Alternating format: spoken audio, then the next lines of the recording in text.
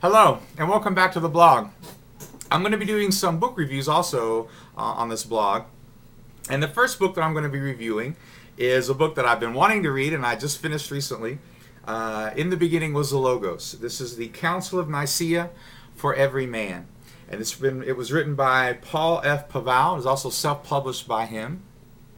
And this is a great book. Okay, Paul, I'll talk a little bit about him first.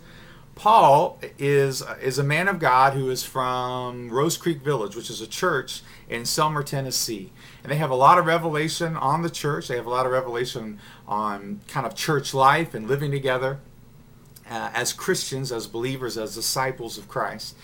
And Paul himself is just a man of God who tenaciously, he just seeks after truth and righteousness, and he's got a vision of what the church is really supposed to be about.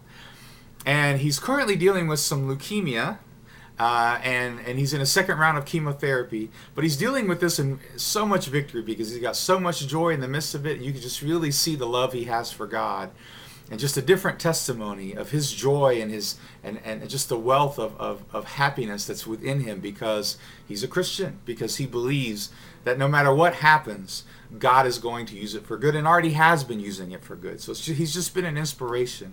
And I'll leave some of those links on my blog and on Facebook along with the video. So this is a self-published book, like I said, and this is a great read for anyone who is looking for truth about the Council of Nicaea.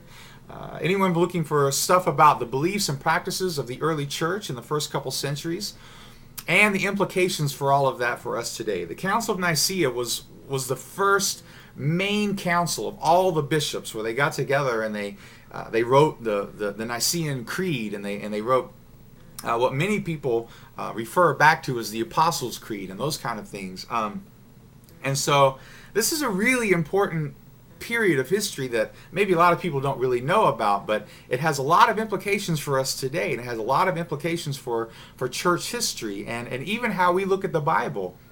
Looking at how those people in the first couple centuries looked at the scriptures is a really kind of eye-opening thing. Both evangelicals, Protestants, Catholics, they're all going to be challenged by this book.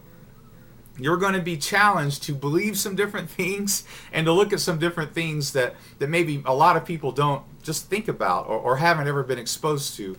But Paul does a great job. It's not a scholarly work. He writes for just the every man, as he says in the title, and so it's not going to be over your head in language or whatever. But he also meticulously references his resources, primary resources. He tries to use as many primary resources as he possibly can.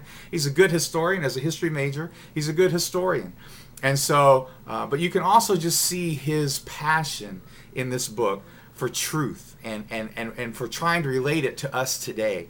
And I just really want to encourage anyone who's interested in not only this time period, but just in truth and history and seeing where we've come from as a church today. And like I said, the implications that it has for us today. I really recommend this book. And as well as just to get to know Paul if you ever get a chance. And so I love everyone, and Paul, I love you, and thank you for the book. I'll try to get money to you for the I didn't give you money when you gave me the book last week, but I just devoured it, and so I just appreciate you, Paul, and I appreciate all of you guys out there. God bless and peace.